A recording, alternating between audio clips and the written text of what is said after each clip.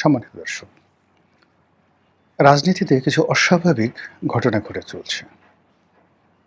অনেকগুলো শব্দ ফিসফাস করে উচ্চারিত হচ্ছে, যেগুলো রীতিমতো আতঙ্কের, যেগুলো অস্বস্তির, এবং অনেকগুলো ঘটনা দৃশ্যমান, যে ঘটনাগুলো ঘটছে অথচ সেগুলো ঘটার কথা নয়।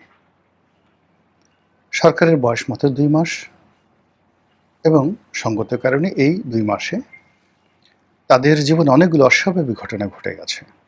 ইরান যুদ্ধ, দেশের অর্থনৈতিক যে দুরবস্থা, আইনশৃঙ্খলার অবনতি, এবং দেশি বিদেশি যে চক্রান্ত, তার মধ্যে মার্কিন ডিপ স্টেটের যে তৎপরতা, এই তৎপরতার কারণে সরকারের মধ্যে এক ধরনের ভীতি কাজ করছে।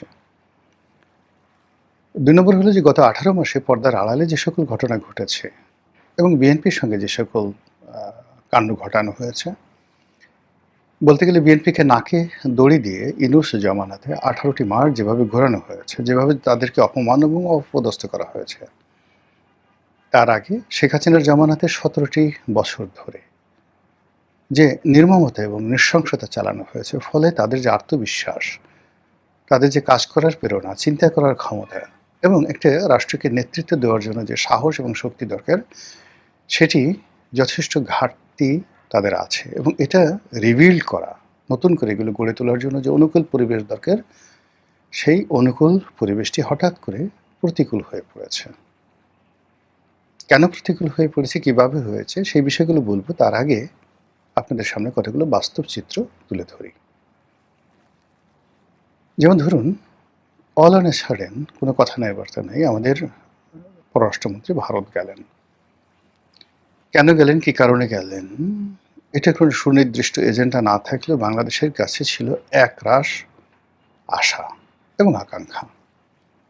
তো সেই আশা-আকাঙ্ক্ষার ফলশ্রুতিতে ভারতে ইতিবাচক কিছু একটা হয়েছে, এটা আমরা এখন পর্যন্ত টের পাইনি।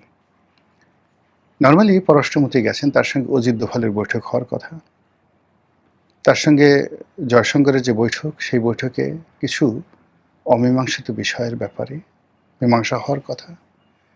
এমনকি যদি ভারত সরকারের উদারতা থাকতো, তাহলে সেক্ষেত্রে তিনি একটি সৌজন্য সাক্ষাৎ হলেও নরেন্দ্র মোদীর সঙ্গে দেখা করতে পারতেন, অমিত শাহের সঙ্গে দেখা হতো, তারপর এমনকি রাষ্ট্রপতির সঙ্গে তার দেখা হতে পারত। কিন্তু তার কোনো কিছুই হয়নি। তিনি এসেছেন এবং তিনি ভদ্রলোকের মতো চুপচাপ কিছু কথাবার্তা বলার চেষ্টা করছেন, কিন্তু সেটি আশাব্যঞ্জক নয়। তিনি এখন জাতিসংঘের সাধারণ পরিষদের সভাপতি হবেন, যেটি এরশাদ জামানাতে একসময় হুমায়ুন রশিদ চৌধুরী হয়েছিলেন। তো এটি আবার তিনি হবেন এবং আন্তর্জাতিক অঙ্গনে ব্যস্ত হয়ে পড়বেন। এই জন্যে দেশের কাজ বাদ দিয়ে এখন তিনি আন্তর্জাতিক ব্যক্তিত্ব হিসাবে ভোট পাওয়ার জন্য বিশ্বের বিভিন্ন দেশে ঘুরে বেড়াচ্ছেন। অথচ পররাষ্ট্র মন্ত্রণালয়ের মতো অত্যন্ত গুরুত্বপূর্ণ, খুবই গুরুত্বপূর্ণ একটি মন্ত্রণালয়ে যেভাবে দলীয় লোক থাকা দরকার, দলের এজেন্ডা বাস্তবায়ন দরকার, এবং যেভাবে প্রধানমন্ত্রীর যে অভীষ্ট লক্ষ্য, উদ্দেশ্য, কামনা বাসনা এই মন্ত্রণালয়ের মাধ্যমে আন্তর্জাতিক অঙ্গনে ছড়িয়ে দেওয়া দরকার, সেই কাজটি যিনি আছেন, জনাব খলিলুর রহমান, তিনি করতে পারবেন না। তিনি বাইরের মানুষ, অন্য দলের মানুষ, অন্য গ্রুপের মানুষ, অন্য জমানার মানুষ, যার সঙ্গে বিএনপি কোনো যোগ নাই, অথচ তার উপর নির্ভর করা হয়েছে এবং তার সঙ্গে যাকে দেয়া হয়েছে উপদেষ্টা রূপে, তিনি জনাব খলিলুর রহমান সাহেবের সহযোগী রূপে বিভিন্ন জায়গাতে যান। তার আচার আচরণ, কথাবার্তা, চালচলন দেখে একটা শিশুও মনে করবে না যে তিনি জনাব খলিলের উপর প্রভাব বিস্তার করার ক্ষমতা রাখেন। আর পররাষ্ট্র বিষয়ে তার যে ধীশক্তি, এটি আছে বলে আমার কাছে ব্যক্তিগতভাবে মনে হচ্ছে না। তিনি জাস্ট দেখছেন, শুনছেন, শিখছেন এবং ক্ষেত্র বিশেষে প্রোটোকল মেনটেন করছেন, দ্যাটস অল। তো এই জিনিসগুলো আমরা দেখতে পাচ্ছি। আচ্ছা, এর ফলে কি হচ্ছে, পররাষ্ট্র বিষয়গুলো নিয়ে ফিসফাস হচ্ছে। খলিলুর রহমান কি আমেরিকার লোক, ডিপ স্টেটের লোক, ডক্টর ইউনূসের লোক, নাকি ভারতের লোক? নাকি বিএনপির লোক, এগুলো নিয়ে কিন্তু প্রচণ্ড ফিসফাস হচ্ছে। এবার আসুন স্বরাষ্ট্র মন্ত্রণালয় নিয়ে। এখানে বিএনপির সবচেয়ে চৌকস, সবচেয়ে যোগ্য, সবচেয়ে ত্যাগী এবং ডক্টর নয় ডক্টর মোহাম্মদ ইউনূসের সাথে যিনি তারেক রহমান সাহেবের প্রতিবিম্ব হয়ে কাজ করেছেন, সেই জনাব সালাউদ্দিন, যাকে বলা হয় ডিফ্যাক্টো প্রধানমন্ত্রী, যাকে বলা হয় তারেক রহমান সাহেবের বিশ্বস্ত ভ্যানগার্ড, যাকে মনে করা হয় পরবর্তী দলের মহাসচিব, ইত্যাদি আরও অনেক কিছু, সেই সালাউদ্দিন আহমেদ। তাকে নিয়ে কিন্তু ফিসফাস কম হচ্ছে না, বরং খলিলুর রহমান সাহেবের চেয়ে বেশি, এবং তিনি এখন সারা বাংলাদেশের হিংসার পাত্র, ঈর্ষার পাত্র। কেন তারেক রহমান সাহেব তাকে এত ভালোবাসেন, কেন তার হাতে সব কিছু ছেড়ে দিয়েছেন, কেন তিনি তারেক রহমান সাহেবের এত প্রিয় পাত্র হয়ে উঠলেন, কিভাবে হলেন, উদ্দেশ্য কি, এগুলো নিয়ে বহু ফিসফাস।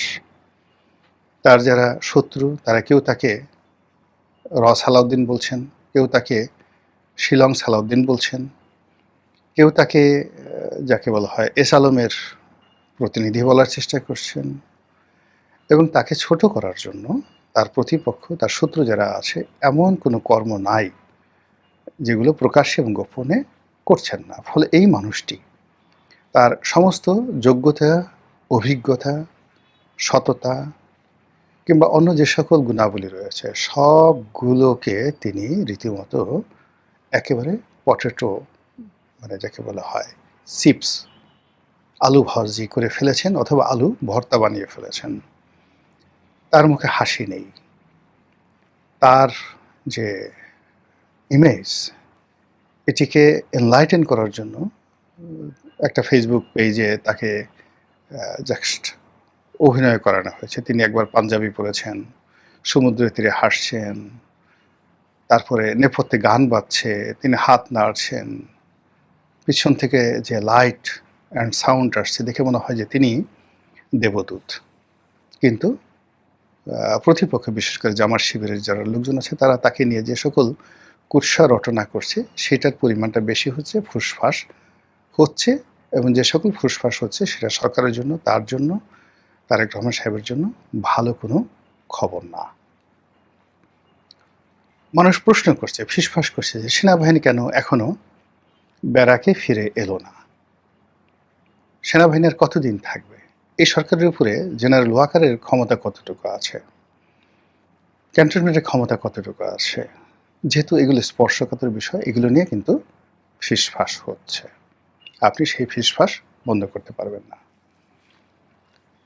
ফিসফাস হচ্ছে জনাব তারেক রহমান সাহেবের কিচেন ক্যাবিনেটে কারা কারা আছেন, কারা তার সিদ্ধান্ত গ্রহণে সবচেয়ে গুরুত্বপূর্ণ ভূমিকা পালন করেন। তিনি কি সব সিদ্ধান্ত নিজে নেন, নাকি কেউ তাকে প্রভাবিত করে? তিনি যে বক্তব্যগুলো দেন, সেগুলো কে লিখে দেয়? তিনি যে ইতিমধ্যে পাবলিকলি অনেকগুলো ভুলভাল করেছেন, সেটার জন্য কি তিনি অনুতপ্ত, বা তিনি কি নিজেই ভুলগুলো করেছেন, নাকি তাকে দ্বারা এই ভুলগুলো করানো হয়েছে?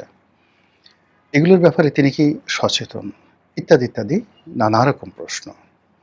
আর তিনি যেভাবে অনাড়ম্বর জীবনযাপন করছেন, এটি কি দীর্ঘমেয়াদে চলবে? তিনি যে মানুষের সাথে সহজ সরল স্বাভাবিক হওয়ার চেষ্টা করছেন, এটি কি অন্তর থেকে, নাকি এটি তার অভিনয়? তিনি যে জ্ঞানী গুণী ব্যক্তিদের সাহচর্য পাচ্ছেন না, অথবা তিনি হঠাৎ করে আব্দুল আবু সাইদ সাহেবের মতো জ্ঞানী গুণী ব্যক্তির সাহচর্য পেয়ে গেলেন, এই দুয়ের মধ্যে পার্থক্য কি, কোনটি সত্য, কোনটি মিথ্যা, এগুলো নিয়ে নিদারুণভাবে ফিসফাস হচ্ছে। ফিসফাস হচ্ছে আমেরিকাকে নিয়ে, ফিসফাস হচ্ছে গুপ্ত শক্তি নিয়ে, ফিসফাস হচ্ছে জামাতের সঙ্গে বিএনপির সম্পর্ক নিয়ে, ফিসফাস হচ্ছে জামাতের সভাপতির সঙ্গে তার ব্যক্তিগত সম্পর্ক নিয়ে, ফিসফাস হচ্ছে আওয়ামী লীগের সঙ্গে সমঝোতা নাকি শত্রুতা, ফিসফাস হচ্ছে জামাতের সঙ্গে সমঝোতা নাকি শত্রুতা, ফিসফাস হচ্ছে সংসদের বিভিন্ন মন্ত্রীদের নিয়ে, যে এই মন্ত্রীরা কি থাকবে, নাকি বাদ পড়বেন, নাকি পরিবর্তন হবে, নাকি দপ্তর পরিবর্তন হবে, যারা ইতিমধ্যে ব্যর্থ হয়েছেন তাদের কি হবে, আর একজনই কি সফল হয়েছেন, এ সকল বিষয় নিয়ে নানা রকম ফিসফাস হচ্ছে। আর যত বেশি ফিসফাস হচ্ছে ততই সরকারের যে কাজের গতি সেটা কমে যাচ্ছে। সরকার নড়বড়ে হয়ে যাচ্ছে। মানুষ খুব অল্প সময়ের মধ্যে নানা অলক্ষণে স্বপ্ন দেখছে, অলক্ষণে যাকে বলে আশঙ্কা করছে, যেটিকে সিঁদুর মেঘ দেখলে ভয় পাওয়ার মতো ঘটনা। আর এগুলো যত বেশি হচ্ছে তত বেশি এই যে একটি নতুন সরকার, সেই নতুন সরকারের যে কর্মকাণ্ড সেই কর্মকাণ্ডে স্থবিরতা চলে আসছে। অবস্থা দৃষ্টে মনে হচ্ছে আমরা আসলে একটা অভাগা জাতি।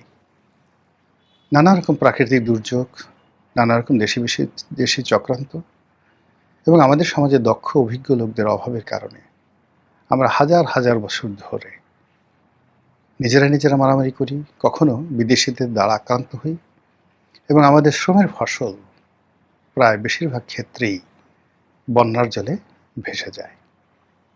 মহান আল্লাহ আমাদের সবাইকে হেদায়েত দান করুন এবং হেফাজত করুন। আসসালামু আলাইকুম ওয়া রাহমাতুল্লাহি ওয়া বারাকাতুহু।